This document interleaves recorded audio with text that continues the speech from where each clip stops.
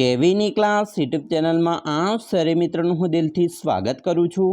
આજે વિદ્યાર્થી મિત્રો વાત કરવાના છીએ ધોરણ 5માં આપણી જે નવીન સ્વાધ્યાયન પોથી આપવામાં આવેલી છે તેમાં ગુજરાતી વિષયમાં ચાલો યાદ કરીએ।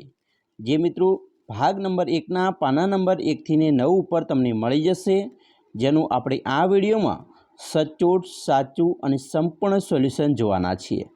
તો ચાલો વિદ્યાર્થી મિત્રો વિડીયોની શરૂઆત કરીએ। તેના પહેલાં તમે ખાસ કરીને ચેનલમાં નવા આવેલા હોય તો ચેનલને અવશ્ય સબસ્ક્રાઈબ કરી વિડીયોને લાઈક અને શેર કરવાનું પણ ન ભૂલતા। ચાલો યાદ કરીએ, જેની અંદર મિત્રો આપણું જે સોલ્યુશન જોવાનું છે તેમાં મહાવરો નંબર 1 છે। નીચે આપેલા ફકરામાં ખૂટતા શબ્દો કે પ્રત્યયો લખી ફકરો પૂર્ણ કરી તેની નીચે આપેલા પ્રશ્નોના ઉત્તર લખો। મિત્રો પેલું છે, અમારા ગામમાં એક ડૉક્ટર હતા, તેમનું નામ સમીરભાઈ। તેઓ સફેદ કોટ પહેરતા। ડૉક્ટર દરેક દર્દીના અવાજ પરથી એની તકલીફ કેવી છે તેની ખબર પડી જતી। એક વર્ષ પહેલાં ડૉક્ટર દવાખાનું બંધ કરી મંદિરમાં જ જતા રહ્યા। સાધુનો વેશ ધારણ કર્યો। ગઈકાલે તેઓ મને મળ્યા હતા। તેઓ કહેતા કે હવે પછી તેઓ બીજા ગામમાં રહેવા જવાના છે। તો આવી રીતે આપણે ફકરો પૂર્ણ કરી શકીએ। પહેલો પ્રશ્ન છે, ડૉક્ટરનું મુખ્ય કાર્ય શું છે? તો મિત્રો જવાબ આવશે, ડૉક્ટરનું મુખ્ય કાર્ય બીમારની સેવા કરવાનું છે। બીજું, ડૉક્ટર સફેદ કોટ શા માટે પહેરતા હશે? તો સફેદ રંગ શાંતિનું પ્રતીક હોવાથી ડૉક્ટર સફેદ કોટ પહેરે છે। 3, અહીં ડૉક્ટર હોશિયાર છે એમ શા પરથી કહી શકાય? તો મિત્રો તે અવાજ પરથી દર્દીની તકલીફ જાણી લેતા તેથી કહી શકાય કે તેઓ હોશિયાર છે। 4, ડૉક્ટર દવાખાનું છોડીને મંદિરમાં કેમ રહેવા ગયા?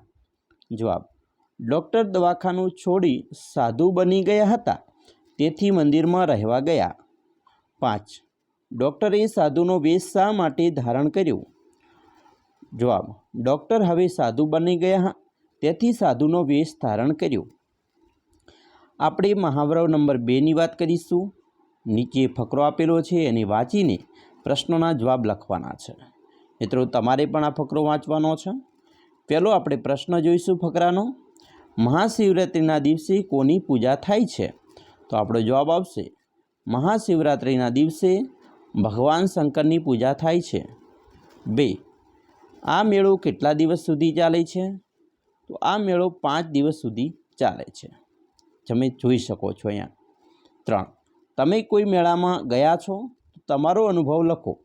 મિત્રો તમે અહીંયા તમારા ગામની આજુબાજુ ભરાતો મેળો હોય તો લખી શકો છો, જેમ કે હા, હું જન્માષ્ટમીના મેળામાં સૌપુરા ગયો છું, ખૂબ મજા આવી।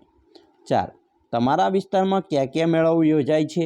મિત્રો તમે કયા વિસ્તારમાંથી છો એ તમને ખ્યાલ હશે, અને તમારી આજુબાજુ કયા મેળા ભરાય છે એ પણ તમને ખ્યાલ હશે, તો એ મેળા લખવાના છે। જેમ કે મારા વિસ્તારની વાત કરીએ તો નડાબેટ ખાતે નળેશ્વરીનો મેળો, ઢીમા ખાતે ધરણીધર ભગવાનનો મેળો, સૌપુરા ખાતે ભગવાન શંકરનો મેળો ભરાય છે। તો એવી રીતે તમારે પણ મિત્રો અહીંયા લખવાના છે મેળા વિશે। 5, અમારા વિસ્તારમાં યોજાતા મેળામાં કયા કયા સ્થળેથી લોકો આવે છે? જવાબ, અમારા વિસ્તારમાં આખું ગુજરાતમાંથી લોકો આવે છે। મહાવરો 3, તમારા શિક્ષકની મદદથી તેના નીચેના વાક્યોમાં યોગ્ય શબ્દ લખી વાક્ય પૂર્ણ કરો। જેમ કે 1, જે ખેલાડી રમતા હોય તે મેદાનના પાટાની અંદર રહે, બાકીના બહાર જાય। 2, ધાબા ઉપર પતંગ ચગાવવાની મજા પડે। 3, તે કોથળાની વચ્ચે મારો હાથ ફસાઈ ગયો। 4, સસલાભાઈ તો દોડીને બધાથી આગળ થઈ ગયા।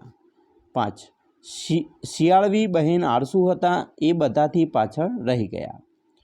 6, મારા પુસ્તકો એવી રીતે ગોઠવ્યા છે કે દરેક પાઠ્યપુસ્તકની સાથે એ વિષયની નોટબુક હોય। 7, ઘરની અંદર શું કામ બેસી રહ્યું, બહાર નીકળીએ તો ભીંજાવાની પણ મજા પડે ને। 8, આપણા વર્ગખંડમાં કઈ કઈ વસ્તુઓ લાકડામાંથી બનેલી છે? 9, તમે ક્યારેય તાલુકા પંચાયતે ગયા છો? 10, તળાવની અંદર નાહવાની ખૂબ મજા પડે। તો આવી રીતે આપણે બંધબેસતી ખાલી જગ્યા પૂર્ણ કરી। હવે આપણે જોઈશું આગળ। મિત્રો અહીંયા જે સોલ્યુશન છે તેમાં મહાવરો નંબર 1 છે, નીચેનો ફકરો વાંચી પ્રશ્નોના જવાબ લખવાના છે. સરસ મજાનો ફકરો છે, એને આપણે વાંચવાનો છે, સમજવાનો છે અને પછી પ્રશ્નોના જવાબ આપીએ. ચાલો પ્રશ્નનો જવાબ જોઈએ. પહેલો, મોહન શું કામ કરતો હતો? તો મોહન મૂર્તિઓ બનાવતો હતો. 2, મોહને ઘરના દ્વાર પાસે કોની મૂર્તિ બનાવી હતી? તો મોહને ઘરના દ્વાર પાસે ચોકીદારની મૂર્તિ બનાવી હતી. 3, ચોર ચોરી કર્યા વગર શા માટે ભાગી ગયો? ચોર ચોકીદારની મૂર્તિથી ડરીને ભાગી ગયો. 4, દૂતની જગ્યાએ તમે હોવ તો મોહનને લઈ આવવા કઈ યુક્તિ વાપરો? તો મિત્રો આ મૂર્તિમાં કંઈ ખામી છે તેવો આપણે પ્રશ્ન પૂછીને તેને લઈ આવો, કારણ કે એ સામેથી બોલી જોત કે એવી તો કઈ ખામી છે મારી મૂર્તિ બનાવવામાં, તો આવો પ્રશ્ન કરી શકાય અને પછી આપણે એને લઈ આવીએ. 5, મોહને બનાવેલી ચોકીદારની મૂર્તિની શી વિશેષતા હતી? તો મોહને બનાવેલી ચોકીદારની મૂર્તિ આબેહૂબ હતી. 6, થાપ ખાઈ ગયો રૂઢિપ્રયોગનો અર્થ? તો થાપ ખાઈ ગયો એટલે ભૂલ કરી બેસવી. 7, મૂર્તિ બનાવનાર માટે આ ફકરામાં કયો શબ્દ વપરાયો છે? તો તેના માટે શિલ્પી શબ્દ વપરાયો છે. 8, નમૂના મુજબ શબ્દો બનાવો. જેમ કે ચોકી તો ચોકીદાર થયો, તો પૈસા તો પૈસાદાર, વગ તો વગદાર, રસ તો રસદાર, રંગ તો રંગદાર, ફોજ તો ફોજદાર, ધાર તો ધારદાર, અણી તો અણીદાર. 9, નીચેના શબ્દોનો વાક્ય પ્રયોગ કરો. જેમ કે વૃદ્ધ, તો મારા દાદા હવે વૃદ્ધ થઈ ગયા છે. યમરાજ, યમરાજનો દૂત મોહનને લેવા આવ્યો. આબેહૂબ, મોહને આબેહૂબ મૂર્તિઓ બનાવી. દૂત, યમરાજનો દૂત થાપ ખાઈને જતો રહ્યો. સમાનાર્થી શબ્દો લખવાના છે. 3 શબ્દ લખવાના છે. જેમ કે ઘર માટે મકાન, નિવાસસ્થાન અને ઠેકાણું. એ રીતે વૃદ્ધ માટે વડીલ, ઘરડા અને ગરડા. હવે મહાવરો 2, નીચેનો ફકરો વાંચી પ્રશ્નોના ઉત્તર આપવાના છે. તમે ફકરો વાંચી લીધો હશે. આપણે હવે પ્રશ્નોના ઉત્તર આપીએ. પહેલું છે, કોણ તોફાની હતું? તો પોપટ તોફાની હતો. 2, પોપટે ક્યાં ક્યાં બચ્ચાને ખાવાનું આપ્યું? તો પોપટે 3જા અને 5મા બચ્ચાને ખાવાનું આપ્યું. 3, ઈયળના બચ્ચાનું નામ શું હશે? તો ઈયળના બચ્ચાનું નામ પીલું હશે. 4, આ કુટુંબમાં કેટલા સભ્યો છે?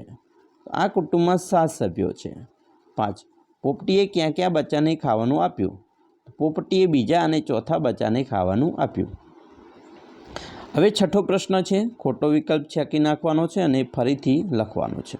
જેમ કે અહીંયા મિત્રો જમણેથી પોપટ આવ્યો, ડાબેથી પોપટી આવી, તેમને જોતાં જ એક પોપટું આગળ આવ્યું. બરાબર, જે આપણે અહીંયા ચેકેલા છે એ શબ્દ ખોટા છે. બરાબર, આ સાચો છે, અહીંયા ખોટો ચેકાઈ ગયો છે, આ સાચો છે. બરાબર, એવી રીતે આ ખોટો છે, અહીંયા ખોટો છે, આ સાચો છે, આ સાચો છે, આ ખોટા છે. બરાબર, અને ફરીથી આપણે અહીંયા વાક્ય લખેલા છે, તમે જોઈ શકો છો.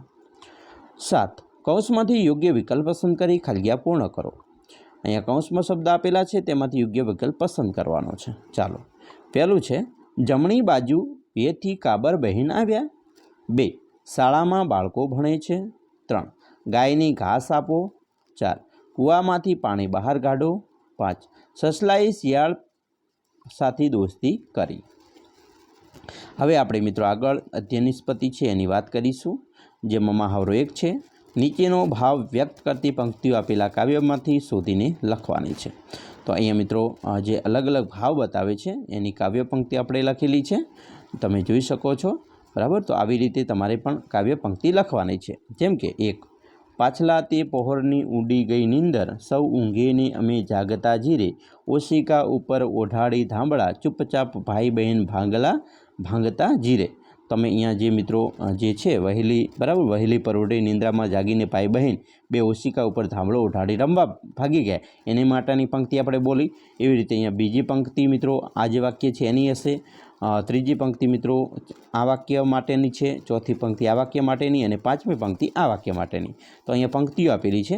જેમ કે પહેલું જે મિત્રો ફકરો હતો તો એની પંક્તિ, બીજા ફકરાની આ પંક્તિ છે કે બિલ્લી પગે તે અમે ઉઘાડ્યા આંગળા, બાપુને બા તે શું ઝાઝતા જીરે, હાથમાં તે હાથ લઈ ભાગ્યા ઉતાવળા, ખુલ્લી હવાની મોજ માણતા જીરે. પછી ત્રીજા ફકરાની મિત્રો અહીંયા પંક્તિ છે, રૂપા તે રંગની રેતી વેરાયેલી પાસે વહે છે વહેણ વાંકડું જીરે, ઘોડી રહેઠાણ આવું રૂપાળું મોકળું, સાનું ગોઠે ઘર સાંકડું જીરે. ચોથા ફકરાની પંક્તિ છે, ઉડે અદીછ રોડે ઝાકળની ચૂંદડી, આજ એને ઉડી જતી ખાળવા જીરે, છેડો ઝાલીને એનું ઝાવું આકાશમાં, જોવું છે કોણ એનો સાળવા જીરે. અને પાંચમા ફકરાની પંક્તિ છે, સોનેરી કોરની લાવીને વાદળી, ચંદરવા ચાર કોર બાંધશું જીરે, એની તે હેઠ અઠે એની તો હેઠ અમે રહીશું, હેઠે એમ બરાબર ને, હેઠ એટલે હેઠે, હેઠે અમે રહીશું બે ભાઈ બહેન ભાવની રસોઈ રાંધશું જીરે. તો આવી રીતે આપણે પંક્તિઓ લખી. હવે વિદ્યાર્થી મિત્રો મહાવરો 2 છે, એની અંદર નીચેના કાવ્યનું પઠન કરવાનું છે. તેની નીચે આપેલા ભાવ વ્યક્ત કરતી પંક્તિઓ કાવ્યમાંથી શોધીને લખવાની છે. તો આ મિત્રો કાવ્ય પંક્તિઓ છે આપણી. હવે તેની નીચે જે ફકરો છે ને એની નીચે આપણે ભાવયુક્ત યોગ્ય પંક્તિ લખીશું. જેમ કે તમે જોઈ શકો છો, પહેલો ફકરો છે, હે બાળક તું રસ્તો ભૂલી ગયો છે કે શું, કે પછી તારા કોઈ દુશ્મને તને અહીં મોકલ્યો છે, તો અહીં શા માટે આવ્યો છે, નક્કી તારો સમય હવે પૂરો થયું લાગે છે.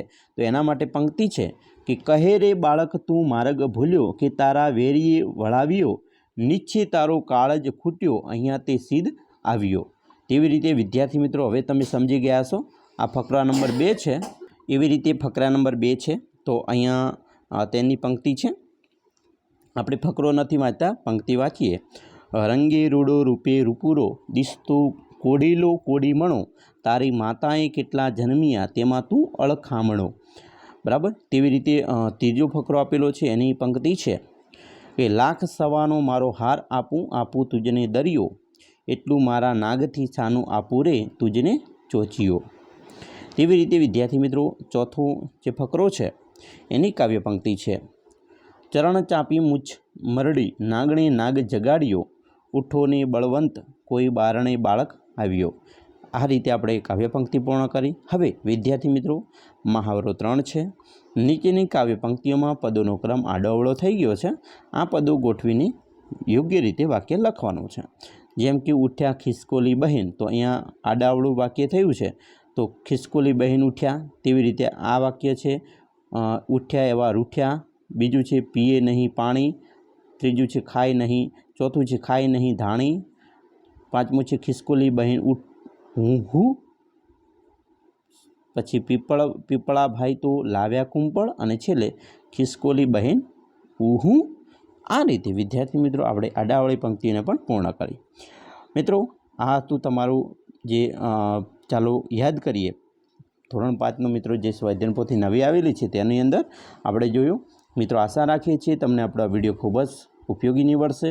અને વિદ્યાર્થી મિત્રો ખાસ વિડીયો ગમ્યો હોય તો લાઇક, શેર અને સબસ્ક્રાઈબ કરવાનું પણ ન ભૂલતા.